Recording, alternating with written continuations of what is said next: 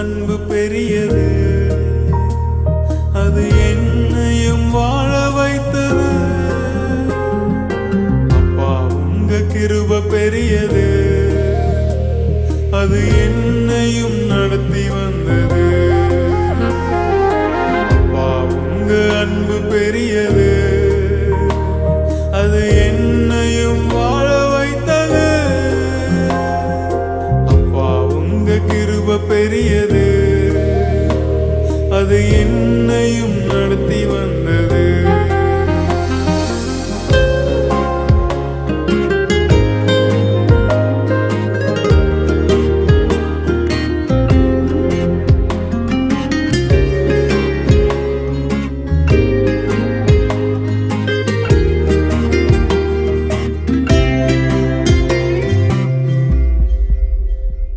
நான் சுத்த பொன்னை விளங்கும்படி சோதிக்கின்றீரே, என்னை கைவிடாமல் கரம் பிடித்து காப்பாற்றினீரே.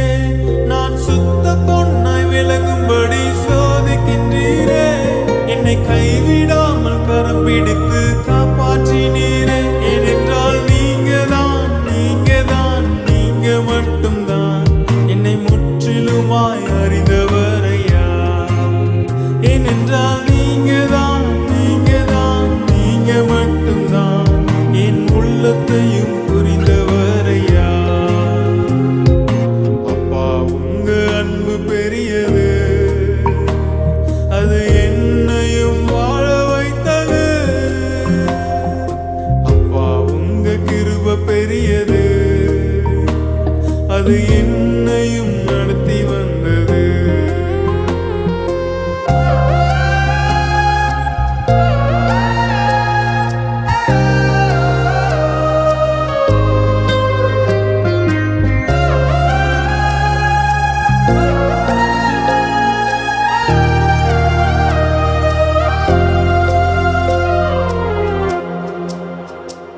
உம்மை நினைக்கும் போது எனக்கு என்று பயமே இல்லை, உம்மை துதிக்கும் போது என் வாழ்வில் கலக்கமே இல்லை.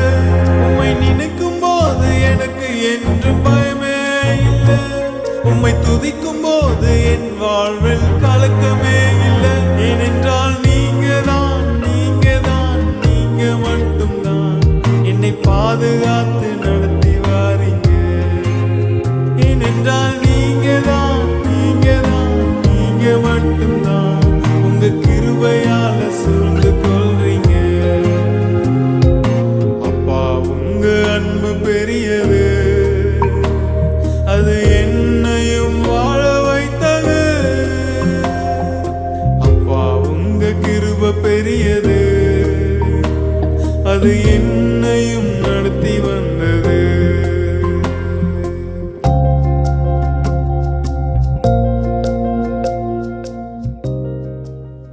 இந்த மாதம் ஆண்டவர் நமக்கு கொடுக்கிற வார்த்தை எல்லாருக்கும் மிக பரிச்சயமான ஒரு வார்த்தை. ஏசாயா தீர்க்கதரிசியின் புஸ்தகம் 43வது அதிகாரம் 19வது வசனத்தை நான் வாசிக்கிறேன், கேளுங்கள்.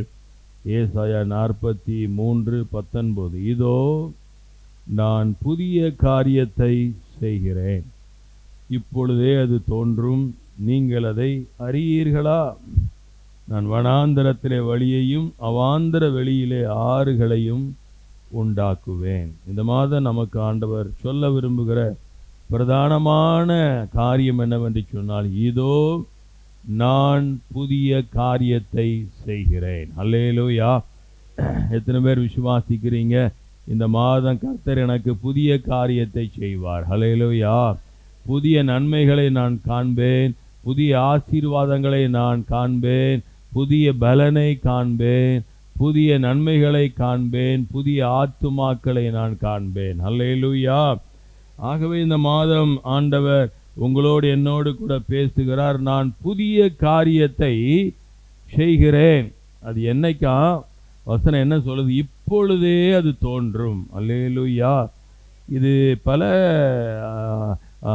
வருடங்களுக்கு 1000 வருடங்களுக்கு முன்பதாக எழுதப்பட்ட தீர்க்க தரிசனமாக இருந்தாலும் தேவனுடைய வார்த்தையை என்றைக்கெல்லாம் விசுவாசிக்கிறோமோ அப்பொழுதெல்லாம் அந்த வார்த்தையின் நிறைவேறுதலும் நமக்கு கூடவே உண்டாகும் என்பதை மறந்து போக வேண்டாம். கர்த்தர் நல்லவர்.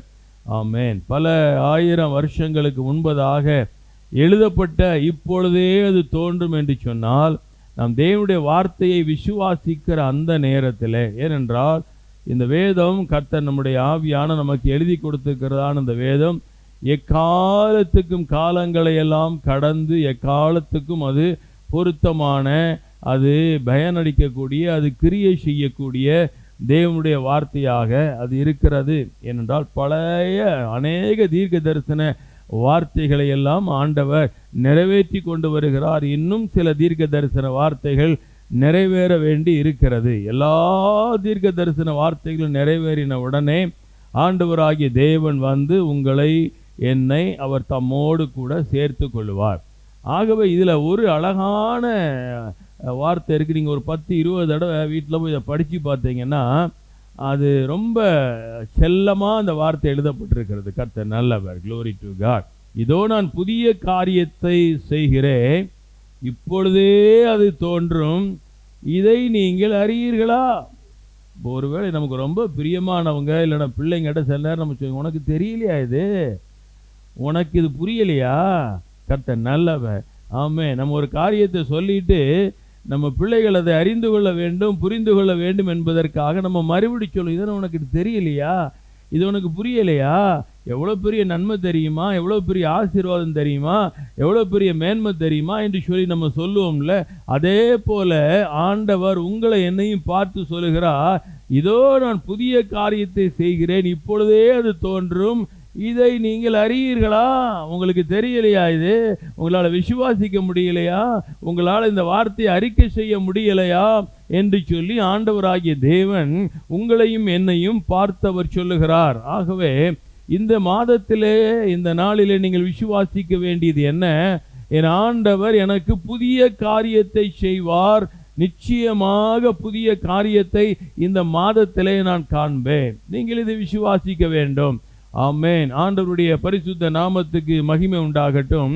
இந்த சத்தத்தை கேட்கிற நீங்கள் யாராகிலும், ஆமென், இந்த வார்த்தையை விசுவாசிப்பீர்களே ஆனால், நான் இதை அறிந்திருக்கிறேன், எனக்கு ஆண்டவர் நன்மை செய்ய முடியும் என்பதை அறிந்திருக்கிறேன் என்று விசுவாசிப்பீர்களே ஆனால், நிச்சயமாக இந்த மாதத்திலே ஒரு புதிய காரியத்தை நம்முடைய வாழ்க்கையிலே, நம்முடைய சரீர பிரகாரமான பலவீனங்கள் மத்தியிலே, நம்முடைய நெருக்கடிகளின் மத்தியிலே, நம் குடும்ப சூழ்நிலைகளின் மத்தியிலே, நம்முடைய தேசத்திலே கர்த்தர் நிச்சயமாக ஒரு புதிய காரியத்தை செய்து நம்மை பலப்படுத்த அவர் உண்மையுள்ளவராய் இருக்கிறார். கரம் உயர்த்தி ஒரு அல்லேலூயா சொல்லுவோமா? அல்லேலூயா. என்ன புதிய காரியம் இந்த இடத்திலே நம்ம வாசிக்கிறோம்? இஸ்ரவேல் ஜனங்களை ஆண்டவராகிய தேவன் தம்முடைய மகிமையான கிரியைகளுக்குள்ளே கொண்டு வருகிற பொழுது இந்த வார்த்தைகளை எல்லாம் சொல்லி, நான் உனக்கு புதிய காரியத்தை செய்கிறம்பா, நீ வனாந்தரம் போல ஒரு வாழ்க்கையிலே நீ கடந்து வந்தாய், அவாந்தரமான வெளியிலே நீ கடந்து வந்தாய், உன்னுடைய வாழ்க்கையிலே நீ பல 100 வருஷங்களாய் கடுமையான சூழ்நிலைகளுக்குள்ளே நீ வாழ்ந்து வந்தாய், சூழ்நிலைகள் இருந்தது. ஆனால் இப்பொழுது நான் சொல்லுகிறேன், இதோ நான் புதிய காரியத்தை நான் செய்கிறேன், உனக்கு வனாந்தரத்திலே வழியையும் அவாந்தர வெளியிலே ஆறுகளையும் நான் உனக்கு உண்டாக்குவேன் என்று கர்த்தர் சொல்லுகிறார். அல்லேலூயா. ஆகவே ஒன்றை நம்ம விசுவாசிக்கணும், நான் இதுவரை கடந்து வந்த பாதைகளை போல் அல்ல, இனிமேல் எனக்கு ஒரு புதிய பாதையை ஆண்டவர் காண்பிப்பார். நான் இதுவரையில கடந்து வந்த வனாந்தரம் போல, அவாந்தர வெளி போன்ற சூழ்நிலைகளின் மத்தியில ஆண்டவராகிய தேவன் எனக்கு வனாந்தரத்திலே வழியையும் அவாந்தர வெளியிலே ஆறுகளையும் உண்டாக்கி என்னை மகிமையான கிரியைகளுக்குள்ளே அவர் நடத்துவார். அல்லேலூயா. ஆகவே புதிய காரியத்தை ஆண்டவர் செய்ய வேண்டுமானால் நம்முடைய வாழ்க்கையிலே முதலாவது ஆண்டவர் எதிர்பார்க்கிற கிரியை என்ன? இந்த வசனத்துக்கு முந்தின வார்த்தை இப்படியாய் சொல்லுகிறது, முந்தினவைகளை நினைக்க வேண்டாம், பூர்வமானவைகளை சிந்திக்க வேண்டாம். ஸ்தோத்திரம். அநேகருடைய வாழ்க்கையில இருக்கக்கூடிய மிகப்பெரிய பலவீனம் என்னவென்று சொன்னால், பழைய வாழ்க்கையே நினைத்து நினைத்து நினைத்து நினைத்து, பழைய சூழ்நிலைகளையே நினைத்து நினைத்து, பழைய கடினமான பாதைகளையே நினைத்து நினைத்து நினைத்து, அது ஆண்டவர் அதிலிருந்து என்னை விடுவித்தாரே என்று சொல்லி அவருக்கு நன்றி சொல்வதற்கு பதிலாக அந்த சூழ்நிலைகள் ஏன் என்னை இன்னும் தொடருகிறது, அந்த நெருக்கங்கள் ஏன் என்னை தொடருகிறது, அந்த காரியங்கள் ஏன் என்னை தொடர்ந்து பின்பற்றி வருகிறது என்பதை நாம் சொல்லி சொல்லி சொல்லி புதிய காரியத்தை ஆண்டவர் செய்வதற்கு இடம் உண்டாக்காதபடி நாம் செய்து விடுகிறோம். அதை நாம் அறிய வேண்டும். ஆகவே ஆண்டவர் சொல்லுகிறார், உங்களுக்கு நான் புதிய காரியத்தை செய்ய வேண்டுமானால் நீ முந்தினவைகளை நினைக்காதே, நீ கடந்து வந்த பாதைகளை நினைக்காதே. உனக்கு ஆண்டவர் அனுமதித்த காரியங்களை நீ ஆண்டவருக்கு நன்றி மாத்திரம் சொல்ல வேண்டும். நீங்களும் நானும் தேவனை மகிமைப்படுத்த மாத்திரம் செய்ய வேண்டும். மாறாக ஒருவேளை அந்த பலவீனங்கள், அந்த சோர்வுகள், அந்த சூழ்நிலைகள் நம்மை தொடர்ந்து வந்தாலும் ஆண்டவர் சொல்லுகிறார், நான் உனக்கு புதிய காரியத்தை செய்ய வேண்டுமானால், நான் உனக்கு புதிய காரியத்தை நடப்பிக்க வேண்டுமானால் நீ முந்தினவைகளை நினைக்க வேண்டாம், பூர்வமான காரியங்களை சிந்திக்க வேண்டாம். அல்லேலூயா, அல்லேலூயா. ஒவ்வொரு வார்த்தையின் ஆசீர்வாதங்களுக்குள்ளேயும் ஆண்டவர் அநேக கிரியைகளை அவர் எதிர்பார்க்கிறார். ஆகவே இந்த வார்த்தையின் ஆசீர்வாதம் நமக்குள் வர வேண்டுமானால் முந்தினவைகளை நாம் நினைக்க வேண்டாம், பூர்வமானவைகளை நாம் சிந்திக்க வேண்டாம். இன்றைக்கு இப்பொழுது எனக்கு ஒரு புதிய காரியம் தோன்றும், அதை இந்த மாதத்திலே நான் பெற்றுக்கொள்வேன், இந்த நாளிலே நான் பெற்றுக்கொள்வேன் என்கிற விசுவாசத்தை நீங்கள் தேவ சமூகத்திலே அறிக்கை செய்வீர்களே ஆனால் ஆண்டவர் இந்த மாதம் புதிய காரியத்தை நிச்சயமாய் கர்த்தர் உங்களுக்கு செய்தருளுவார். அல்லேலூயா. ஆகவே ஒரு 3 வார்த்தைகளை நான் உங்களுக்கு வாசிக்க விரும்புகிறேன். ஏசாயா 42 அதிகாரம், Glory to God, 9ஆம் வசனம். ஏசாயா 42:9 வாசிக்கிறேன். பூர்வ காலத்தில் தெரிவிக்கப்பட்டவைகள் இதோ நிறைவேறலாயின, புதியவைகளையும் நானே அறிவிக்கிறேன், அவைகள் தோன்றாததற்கு முன்னே அவைகளை உங்களுக்கு சொல்லுகிறேன்.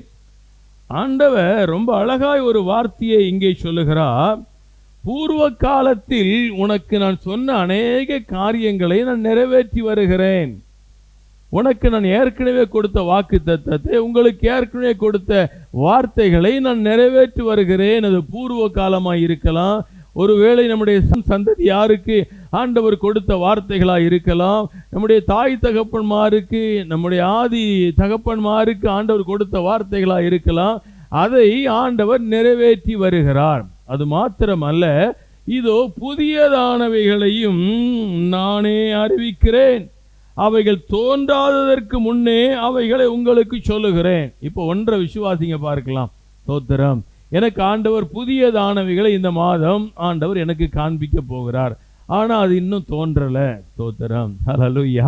ஆனால் அது இன்னும் உருவாக்கப்படலை. ஆனால் அதை என் கண்களால் காண முடியலை, அதை நான் ருசிக்க முடியலை. ஆனால் நான் ஒன்றை விசுவாசிக்கிறேன், என் தேவன் எனக்கு புதிய காரியத்தை செய்ய போகிறார்.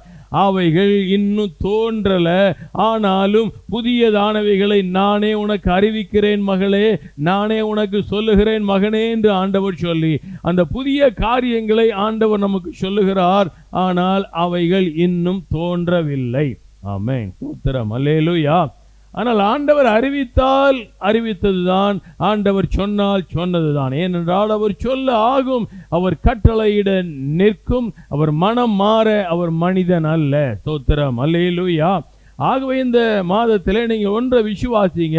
என் குடும்பத்தில், என்னுடைய தனிப்பட்ட வாழ்க்கையில், என்னுடைய பிரயாசத்தின் எல்லைகளிலே என் ஆண்டவர் எனக்கு புதிய காரியத்தை செய்வார். ஆனால் இன்றைக்கு அதை நான் பார்க்கல. ஒருவேளை இன்றைக்கு அது எப்படிப்பட்டது, என்ன விதமான ஆசீர்வாதம் என்பது எனக்கு தெரியலை. ஆனால் கர்த்தர் எனக்கு அவைகளை வாய்க்க பண்ண உண்மையுள்ளவராயிருக்கிறார். ஹல்லேலூயா.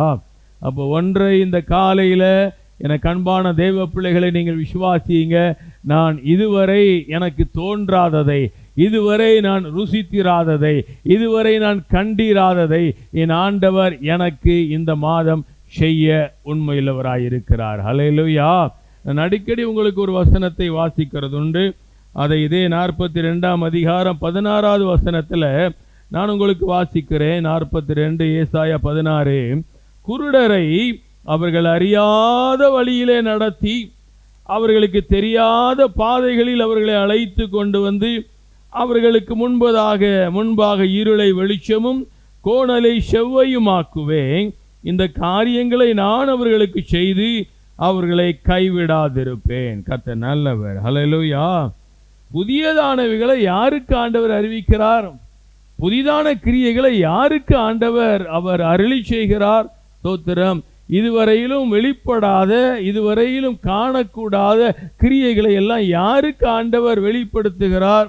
நம்ம ஆவியின்படி, ஸ்தோத்திரம், இந்த வசனத்தை நம்ம யோசித்து பார்க்கணும். குருடரை அவர்கள் அறியாத வழியிலே நடத்தி, அவர்கள் தெரியாத பாதைகளில் அவர்களை கொண்டு வந்து, அவர்களுக்கு முன்பதாக இருளை வெளிச்சமும் கோணலை என்னாக்குவேன், செவ்வையுமாக்குவேன். இப்படி நான் செய்தவர்களை கைவிடாதிருப்பேன் என்று அவர் சொல்லுகிறார். ஹல்லேலூயா. ஒரு குருடனுக்கு தான் போக வேண்டிய பாதை தெரியாது, தனக்கு முன்பதாக இருக்கிற காரியங்கள் தெரியாது. ஆண்டவர் என்ன சொல்லுகிறார்? குருடனை நடத்துகிறது போல. ஆமென். அந்த விசுவாசத்தில் யாரெல்லாம் வருகிறார்கள்? ஆண்டவரே, எனக்கு முன்பதாக இருக்கிற ஒன்றையும் நான் பார்க்கல, எனக்கு முன்பதாக நீர் புதியதாய் வைத்திருக்கிற காரியங்களை நான் விசுவாசிக்கிறேன், எனக்கு மறைக்கப்பட்ட காரியங்களை நான் விசுவாசிக்கிறேன், எனக்கு இதுவரையிலும் தோன்றாத காரியத்தை நான் விசுவாசிக்கிறேன். ஒரு குருடனை போல நான் உம்முடைய சமூகத்திலே வருகிறேன். என் வழிகளை நீர்தான் நடத்துவீர், என் பாதைகளை நீர்தான் செவ்வையாக்குவீர் என்று சொன்னால், கர்த்தர் கோணலானவைகளை எல்லாம் செவ்வையாக்கி, இருளை எல்லாம் வெளிச்சமாக்கி நம்மை அவர் நடத்த உண்மையுள்ளவராயிருக்கிறார். ஹல்லேலூயா.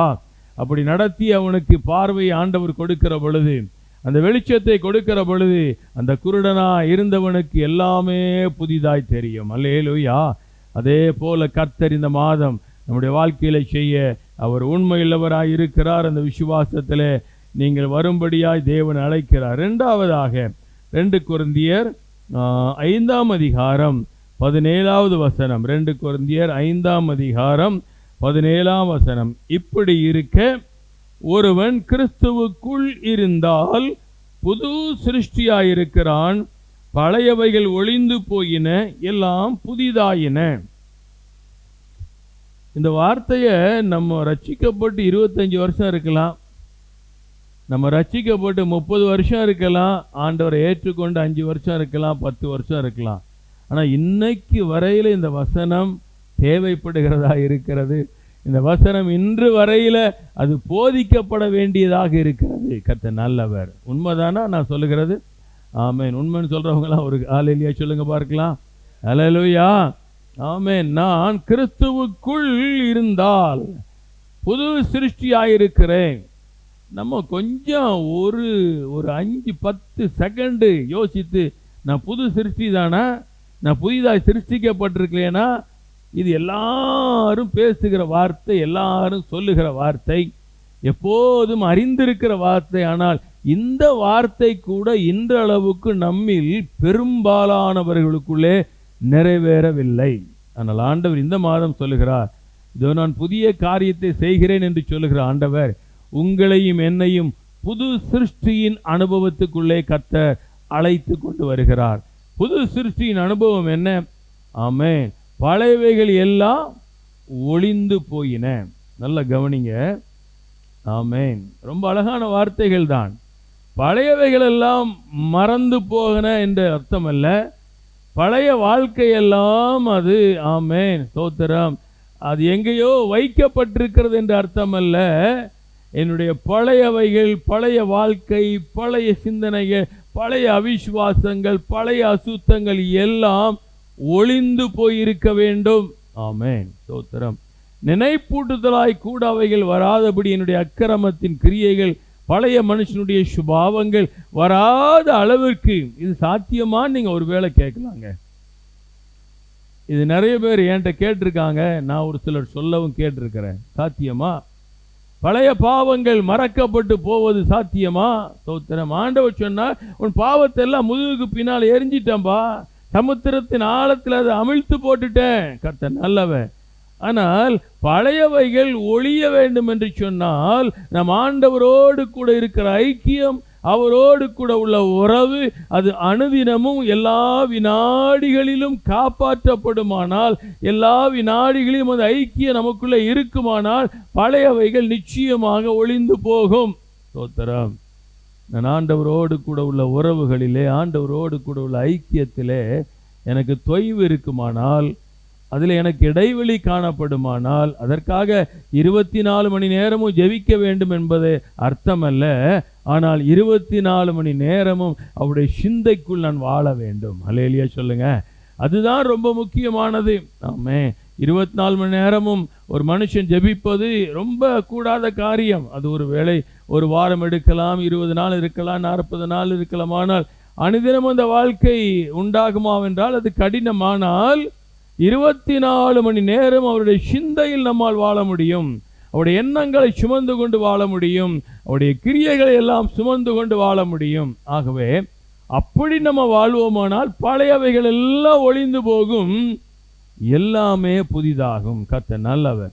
நம்ம ஒன்று விசுவாசிக்கும், எல்லாம் புதிதாகும்னா என் சரீரமும் புதிதாகும், என்னுடைய குடும்பமும் புதிதாகும், என்னுடைய பிரயாசங்கள் புதிதாகும், நான் சந்திக்கிற எல்லாமே என் ஆண்டவர் எனக்கு புதிதாய் மாற்றி தருவார். அல்லேலூயா.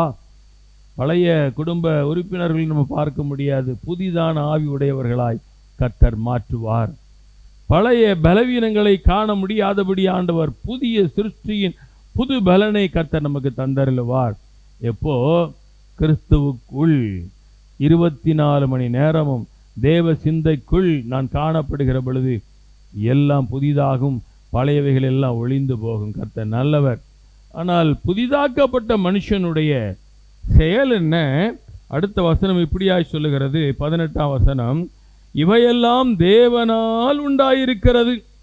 எல்லாம் புதிதாகும் என்று சொல்லுகிறோமே, இதெல்லாம் தேவனால் உண்டாயிருக்கிறது. அவர் இயேசு கிறிஸ்துவை கொண்டு நம்மை தம்மோடு கூட ஒப்புரவாக்கி ஒப்புரவாக்குதலின் ஊழியத்தை எங்களுக்கு கொடுத்தார். நீங்களும் நானும் புதிதாக்கப்பட்ட தேவ பிள்ளையாய் காணப்படுவோமானால் நம்முடைய பிரதான வேலை என்ன? எதற்காக என்னை ஆண்டவர் புதிதாக்குகிறார்?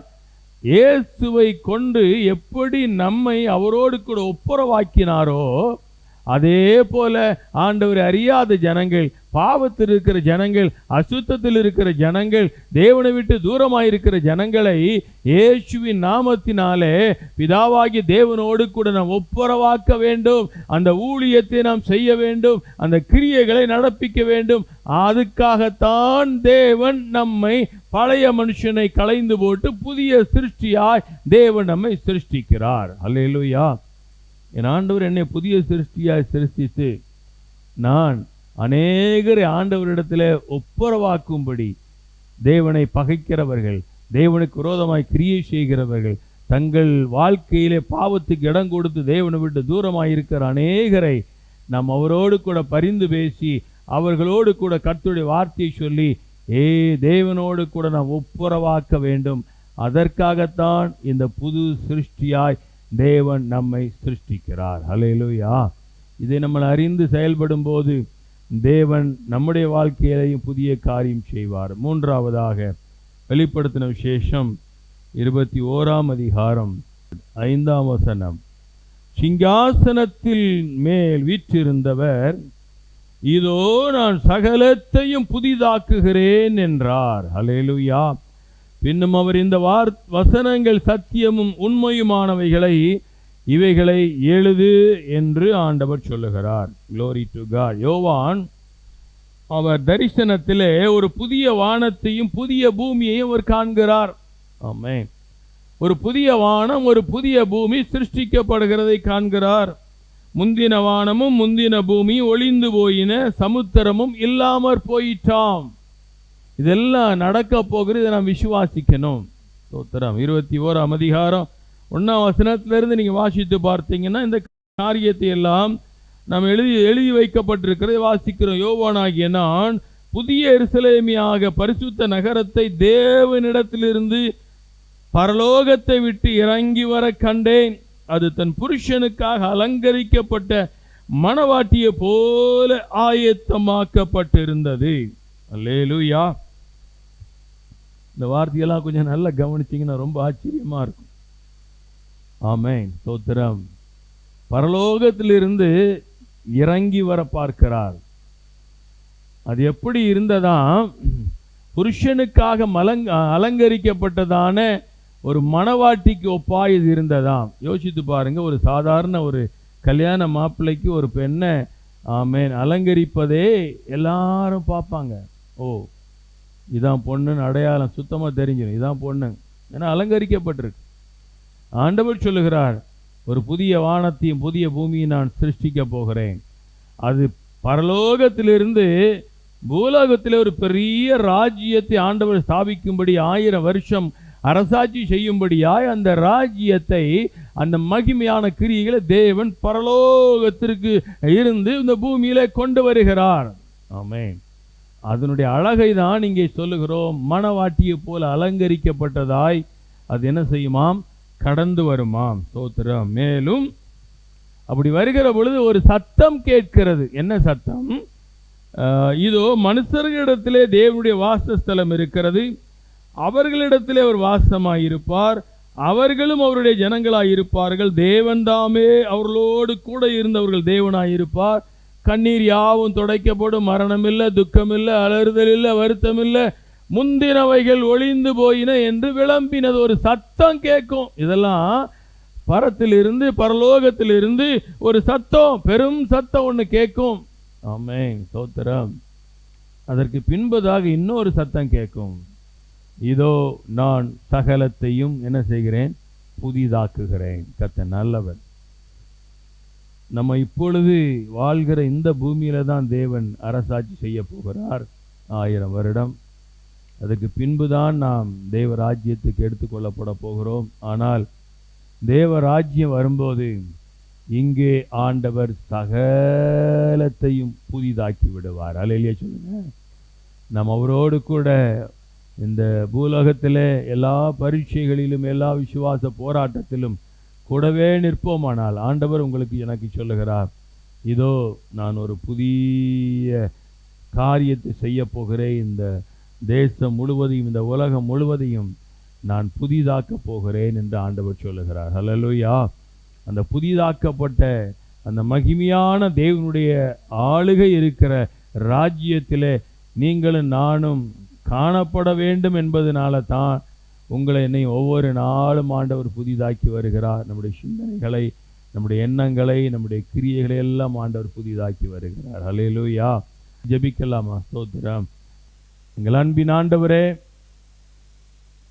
உம்முடைய பிள்ளைகளாக எங்கள் ஒவ்வொருவருக்கு நீர் இந்த நாளிலே வார்த்தை கொடுத்திருக்கிறீங்க. இந்த சத்தத்தை கேட்கிற ஒவ்வொருவருக்குள்ளும் தேவன் பேசி கொண்டிருக்கிறீங்க. இதோ புதிய காரியத்தை செய்கிறேன் என்று சொன்னீங்களே ஆண்டவரே, இந்த புதிய காரியம் இந்த சத்தத்தை கேட்கிற, இந்த ஆராதனையிலே பங்கு பெற்றிருக்கிற ஒவ்வொருவருக்குள்ளும் கர்த்தர் செய்து வருகிறபடியால் உமக்கு ஸ்தோத்திரம். இப்பொழுதே அது தோன்றும் என்று சொன்னீர் அல்லவா? இதை நீங்கள் அறியீர்களா என்று கேட்டீரே. நாங்கள் அறிந்து கொள்ளுகிறோம் ஆண்டவரே, நீர் எங்களுக்காக செய்ய போகிற புதிய நன்மைகள், புதிய ஆசீர்வாதங்கள், புதிய மேன்மைகள் எல்லாவற்றுக்காக உமக்கு நாங்கள் நன்றி சொல்லுகிறோம். வரப்போகிற காலங்களில் அந்த ஆசீர்வாதத்தினாலே நடத்துவீராக. எல்லா சாபங்கள், எல்லா பலவீனங்கள், எல்லா வியாதிகள், சத்துருவின் கிரியைகள் இயேசுவின் நாமத்திலே குடும்பங்களை விட்டு விலகுவதாக. புதிய வாழ்க்கையை தேவன் ஒவ்வொருவருக்கு தருவீராக. இது அப்படி செய்கிறபடியால் உமக்கு நாங்கள் நன்றி சொல்லுகிறோம். இயேசு கிறிஸ்துவின் நாமத்தில் ஜெபிக்கிறோம் நல்ல பிதாவே. ஆமென், ஆமென்.